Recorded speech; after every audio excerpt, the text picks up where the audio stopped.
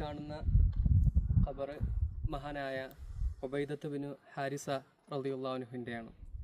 ബദറിൽ ഷഹീദായ 14 സ്വഹാബികളിൽ ഒരാളാണ് മഹാനായ ഉബൈദത്ത് ബിൻ ഹാരിസ റളിയല്ലാഹു അൻഹു. അതിൽ 13 പേരുടെയും മഖ്ബറ നമുക്ക് ബദറിൽ കാണാൻ സാധിക്കും.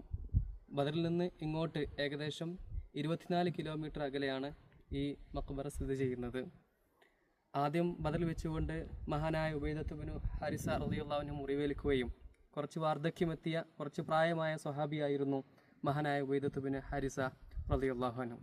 മഹാനവറുകൾക്ക് മുറിവേൽക്കുകയും പിന്നീട് ബദർ യുദ്ധം കഴിഞ്ഞ് ഇങ്ങോട്ട് എത്തിയ സമയത്താണ് മഹാനവറുകൾ വഫാത്താകുന്നത്. അങ്ങനെ ബദർ ശുഹദാക്കളിൽപ്പെട്ട ഒരു മഹാനായ ഒരു സ്വഹാബിയാണ് ഉബൈദത്ത് ബിൻ ഹാരിസ റളിയല്ലാഹു അൻഹു.